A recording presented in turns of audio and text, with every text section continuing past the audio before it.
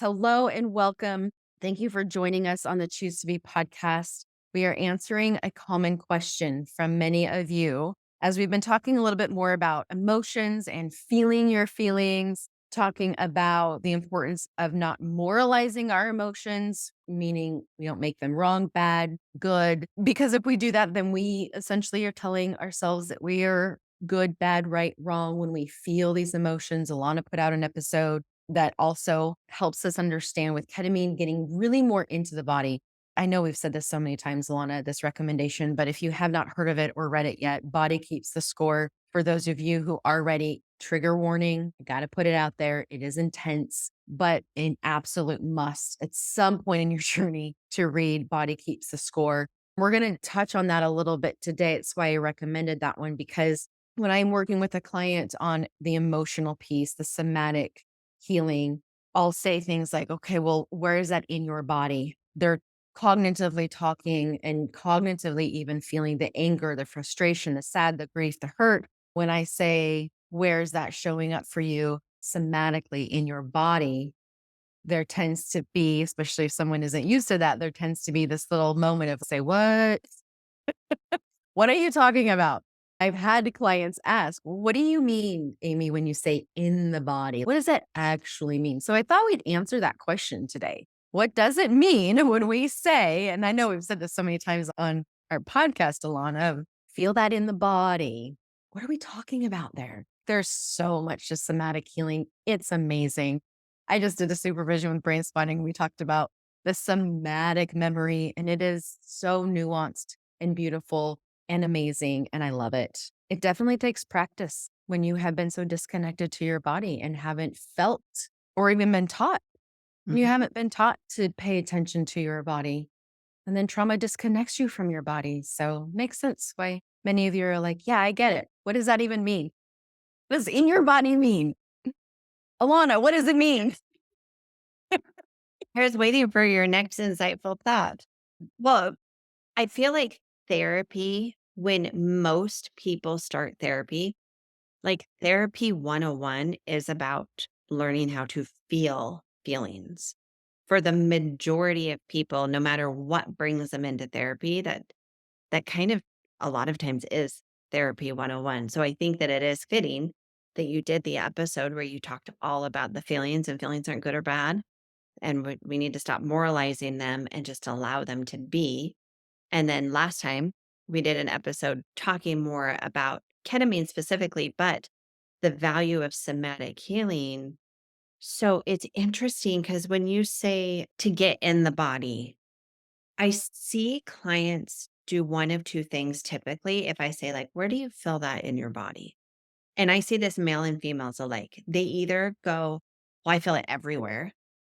Meaning that feeling is so intense that they don't actually know how to recognize it other than they have just fully embodied and it's become all of them, which then we have to slow that process down and recognize that feelings are feelings is something that comes and goes, but our whole body isn't actually experiencing it, but we haven't learned how to recognize that. So almost this over experience where it's so much I can't even differentiate. It's just I've completely embodied all of the pain, or the complete disassociation, like you said, where I've disconnected so much. And I tend to see this more in males or people who are like me, where I tend to be really analytical.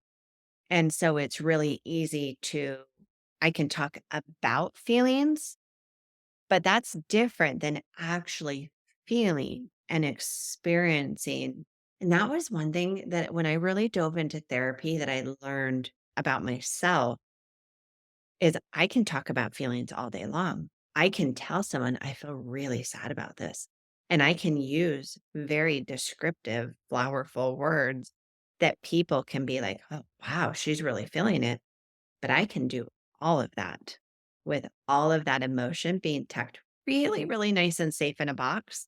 I'll just say that's what I do on this podcast is I can show up and I can talk about hard and I can really go in the depths and I can slow it down. And you might think, whoa, she is really in the feeling. And sometimes I am, but in a podcast or in a lot of areas of my life, I can talk about them, but it's very different than actually allowing myself to feel and to sit in that discomfort and then allow that emotion to move through me.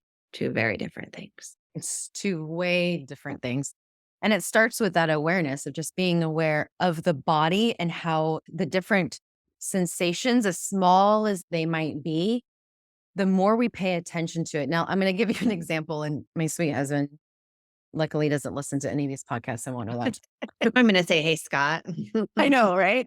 Don't warn him, Alana. But no, this is actually cute and funny. But he came into my office after I gotten done with a client, and I happened to just be brain spotting this client. So I was in the mode, in the mode. Now, granted, we are not ethically encouraged to brain spot family members, and I don't.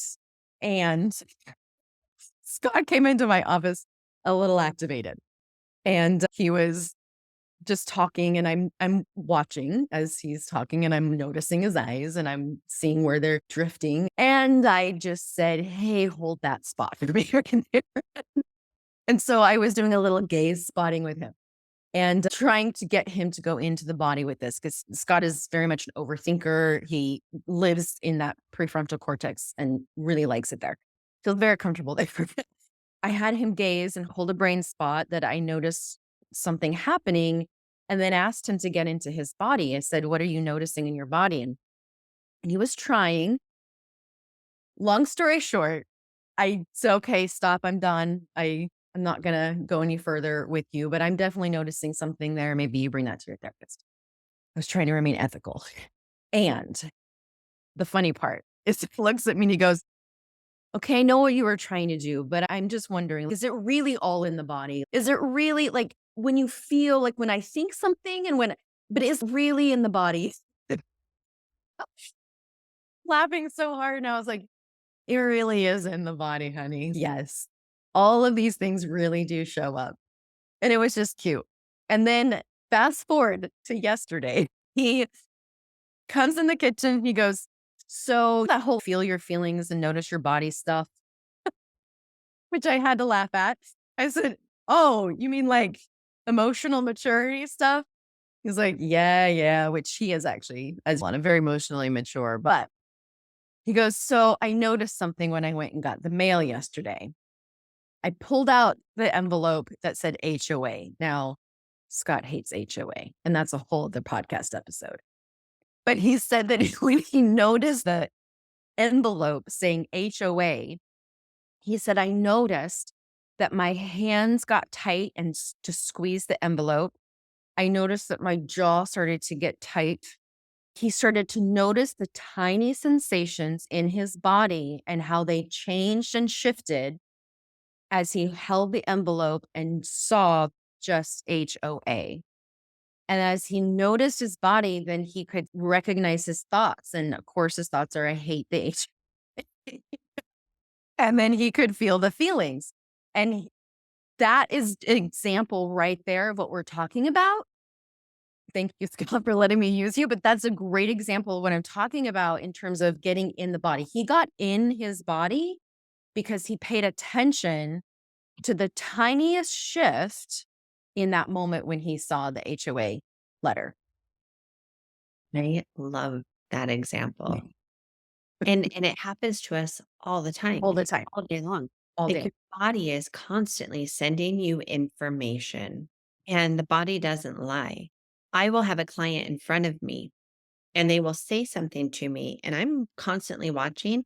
Is their head shaking or is their head nodding? Are they pulling away? Are they leaning in?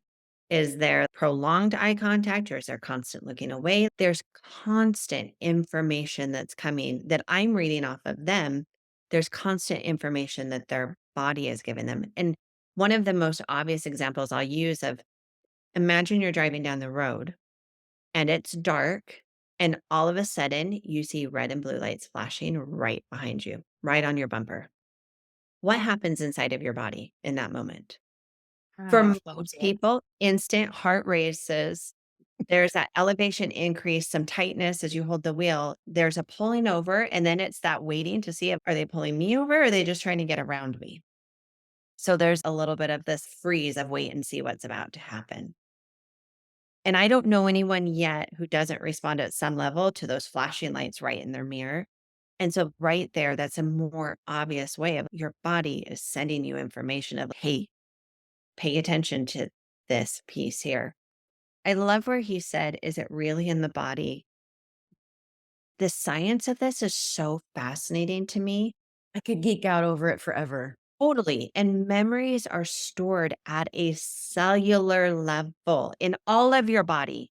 We're not even talking just the brain. We get this misconception that it's just we have bad memories and it's our brain that remembers, but it's not. They've actually shown that your body at a cellular level all over remembers trauma.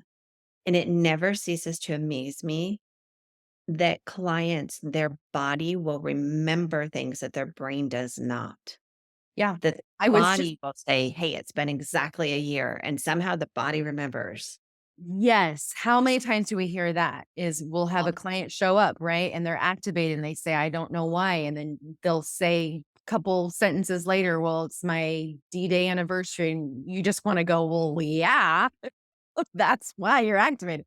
Yeah, it happens all the time. I was just in supervision for brain spotting, and my trainer had just done another training this past weekend. And she said that they have people that whatever setup they're training you on, they pre-schedule this person, talk to them, and you're watching this whole session happen as part of the training. She said that all four, when she brain spotted them, had somatic memory come up that they had no cognitive memory of in their past, in their childhood. And that's what brain spot does, is it bypasses the neocortex and goes into the subcortical part of the brain where the body stores that memory. And when they did that, they all had, she said it was crazy how all four of them did this, but all four of them remembered something in their childhood that they did not cognitively know before. And then they were able to process it. And so that's what we're talking about here is your body keeps the score. Your body remembers, it stores that. And I heard once too, sorry, can't remember where. Maybe Alana, you know this, but I heard once too when we talk about the brain and the bodies that about 90% of what is in the body memory, if we process it, can come up to the neocortex, the frontal, where the language part of the brain, right? But the language is only up here in this part of the brain. This does not go into the body brain. So that's why we've talked about this before. We have to do some bottom up processing because it literally will move up through that part of the brain into the part where your language is. But you cannot put language and have that language part go down into the body memory. Mm, Fascinating. mm. That is so fascinating. And it makes me think about with brain spotting specifically, your brain is processing about 60 bits of information per second, which is quite a bit of information. But when you are brain spotting, again, you're doing that bypassing. You are processing on average 11 million bits of information per second. There's so much happening.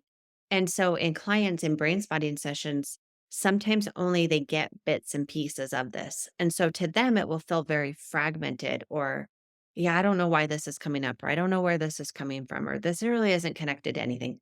Side note, it's always connected to something. And we usually figure out why at some point in it, but that is part of that process because there's so much stored and there's so much moving through that that cognitive part of your brain, the prefrontal cortex, is only getting the bits of information because they move at such different speeds. And the reason that they move at different speeds is our brain has to be able that primitive brain has to be able to react so quickly to danger, and that was formed long before the prefrontal cortex, so that fight, flight, or freeze is so quick and so fast.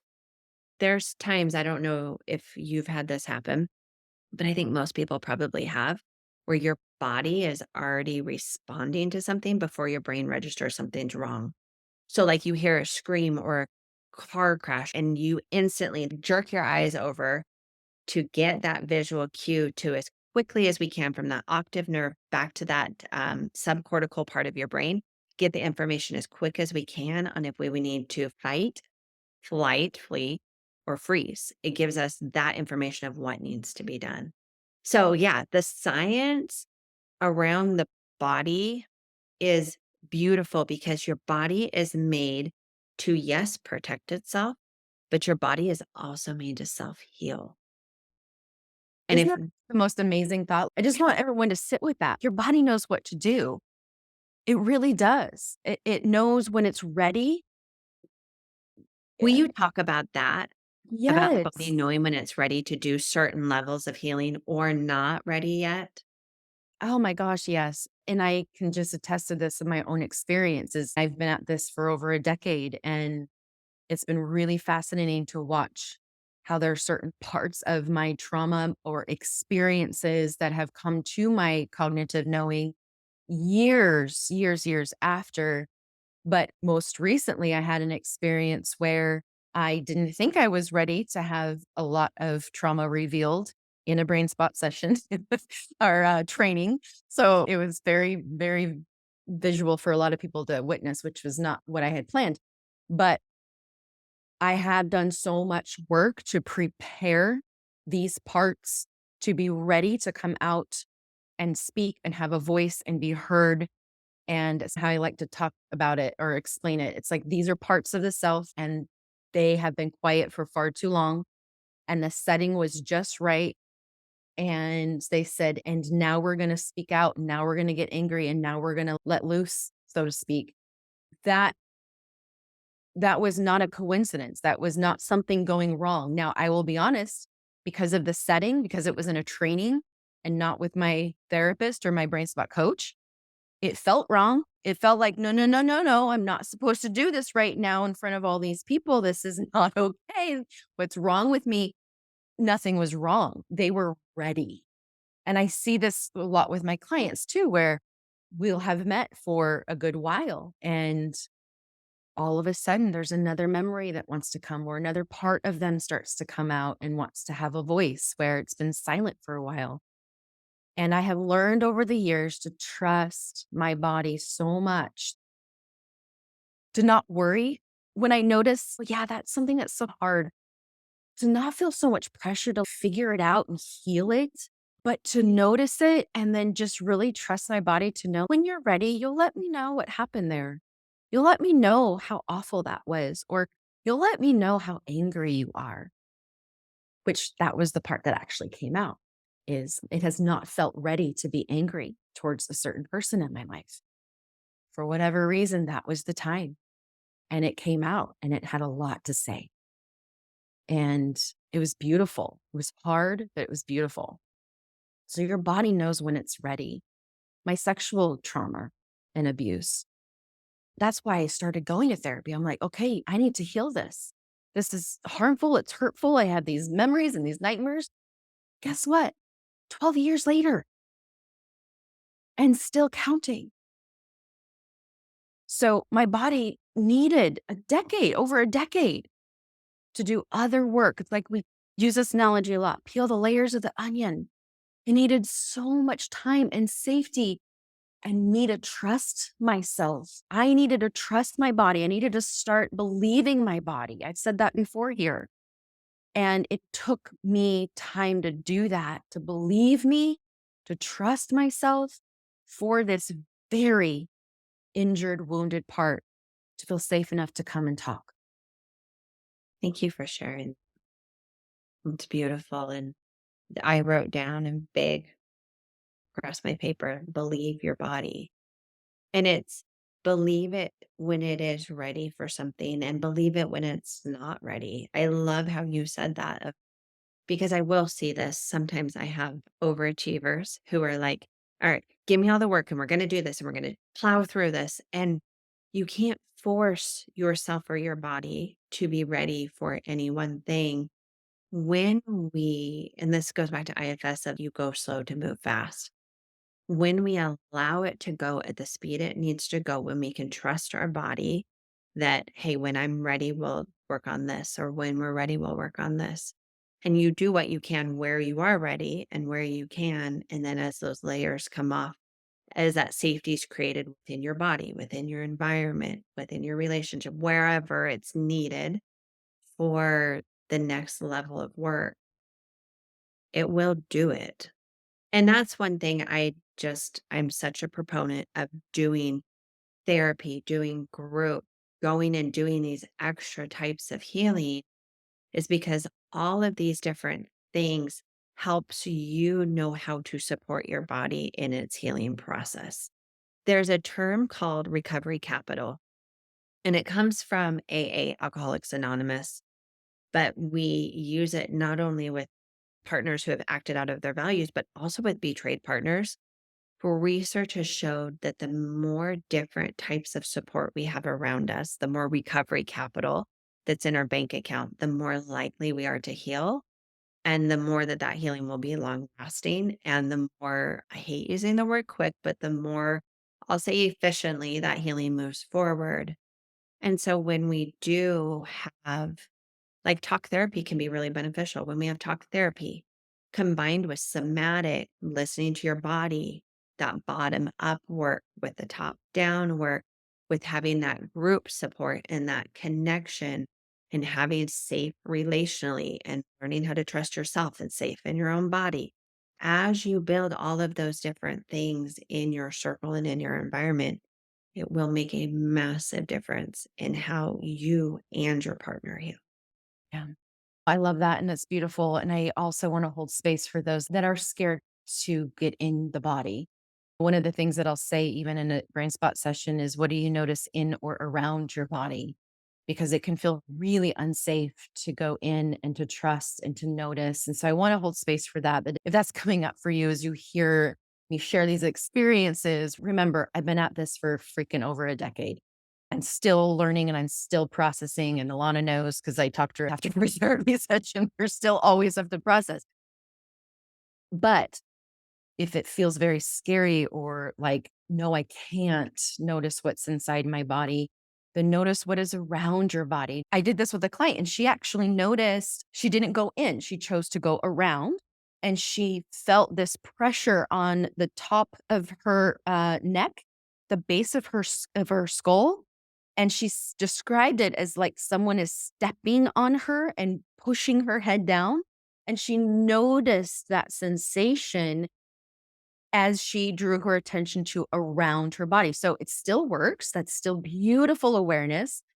It actually led her to in the body. She processed beautifully. But my point is that if that feels scary, utilize that language. Take what I said there and say that to yourself. What am I noticing in or around my body? What I love about that is it invokes choice.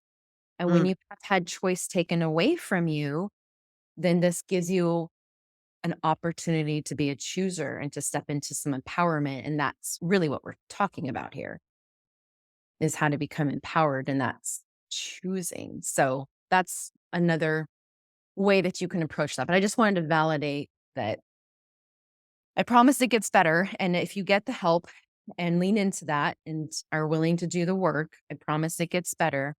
But it's also okay if getting in your body does not feel safe, right? Makes sense. That piece of what you just talked about, especially with the choice, is so important. I went to a therapy session one time and I said to my therapist, I said, I am not interested in feeling today. He said, okay, what do you want to talk about? And so we had a very non emotional thing, and I did just cognitive processing.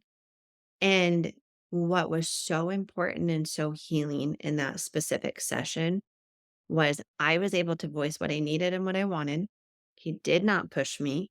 He just held a safe place for me. And then the next session, I came and I wore no makeup and I came knowing that I was going to cry the whole session, and I did. And that next session, because he had created that safe place for me to not do that, and he had honored what I needed, it allowed me the next session to take my walls down Mm. and go places that the week before I was not going to go. But that right there, the power to be able to choose for yourself is so important. And I really love when you have a good support person who can help you do it at the level you're ready for. There's a tool called slicing it thinner that they use in EFT. And the whole concept is like, okay, if this is too big, like if someone says, go into your body and your brain is like, oh, put on the brakes, not going to happen. What you just talked about, Amy, right there was you sliced it a little bit thinner and we talked about around the body. Or it could be, what would it be like? What is it like to even think about exploring the body, right? We're just going to talk about what would it be like if we were to think about it. You're slicing it thinner, and a good support person will help you slice it thinner and thinner to whatever it is for you to be able to handle it. That's a really important reason to have a support person. Another reason, and Amy and I talked about this offline, but I was in a training the other day, a CSAT training, and he was talking about how we have our right brain and our left brain. And in the right brain is where we hold all the emotions, and the amygdala in our right brain gets really activated when we have trauma. And so often you have a betrayed partner who wants to turn to their significant other and they're looking for that healing and that comfort. But that person's right brain is completely activated. And so we have this activated nervous system, activated right brain, activated nervous system, activated right brain. And when you're trying to get right brain to right brain healing between each other, it can't happen, not with two dysregulated systems. That is why it's so important that each of them has a healthy right brain that is regulated and a healthy nervous system that is regulated for them to be able to healthily attach to help them, that co regulation, help them get their nervous system regulated, help settle down that right brain. And then together as partners, they can better co regulate together. So, Mhm. having this extra support outside of yourself and outside of your primary relationship really is essential in your healing. It'll show you what healthy feels like. And notice how you were going to say looks and you switched that to feels. Yeah. Explain. It's what it feels like. So, for example, I just did a post not too long ago about an experience I had with a client where she told me all the things she felt. She was sharing her story. And very intuitively, I felt like I needed to just say one statement and 3 words, and it was, "I believe you." That's all I said was, "I believe you." And immediately, shoulders dropped. She just relaxed in her chair, and then the tears just came and she sobbed. And she, for her, had not had someone believe her story as she shared it. She had not had a response, a healthy, very validating, acknowledging response from someone. So her whole central nervous system felt this like, "Huh." Can I highlight something there that you just Mhm. said? Mhm. You said, I intuitively knew. So here we are, we have this attunement between the two of you, and you, in a heartfelt sense, this wasn't cognitively, I think this would be good for her, therefore I'm going to do it. No, you said, I intuitively knew that this is what she needed. And in that attunement, you were able to share that. And then she felt that. So it wasn't like you can watch a movie and see what healthy looks like. Well, maybe not from like Hollywood, but you can watch TV, I know. or you can watch a YouTube video. You can look and see what healthy looks like. That's very different than feeling it with your nervous system kicking in that parasympathetic to kick in to slow down your heart rate, to calm you down, to tell your nervous system that that person is with you and you're safe and it's okay. Yeah. It's a corrective emotional experience. Yeah. And we need these when we have had such unhealthy emotional experiences. And so, as professionals, that's what we're trained to do is give those corrective emotional experiences to our clients so that they can then learn what that feels like and help them heal essentially because they're like, oh no, actually, if I go back and I share a part of my story and I get something other than the acknowledgement and the validation and what that felt like when I was with Amie, now I have two different experiences to draw from. And now I get to choose what experience is right for me. And I don't like the other one. I don't like the one that I get told that I'm wrong or that I'm too emotional or whatever. I like the one that's where someone believes me and I can breathe and I can just relax. That's healing. It is so healing. And if both partners are truly doing their work, then we ideally will get to that place where you will then learn how to have those corrective emotional experiences with the support to have that between each other until you no longer need support to have it with each other and you can start doing it on your own. But it first needs to start with that nervous system that is regulated with that person outside of you or your spouse who can help regulate it. We could talk about this forever, but I'll stop because it's such good stuff. It's amazing. It works. I love it. And it's so hard. It is so hard. I do want to validate that. This takes intention, but my clients hear me say this all the time. And I just make up this statistic. But I swear 90% of the population are running around. They're not doing this. But those of you who are leaning into this work are learning how to become healthy, emotionally mature humans. And if it was easy, then the other 90% would be doing it and they're not. That's why we have people shooting people up in the middle of the streets. It's why we can get entertained with the crazy news. It's quite horrific, actually, what not feeling can lead to. So I am passionate about it. And I just want to encourage each and every one of you to keep going. I know it's hard. I know it sucks at times. You're doing work that most people opt out of. So keep going. We gotcha. I want to just let that sit in silence and let that be that long silence. So when you finish this episode, before you jump to your next episode of something else, before you run back to your everyday life, sit for a minute and just sit with yourself and see what resonated with you and in your body and notice what you need and what your body is telling you you need. As always, thank you for hanging out with Amie and I this week, and we look forward to seeing you next week.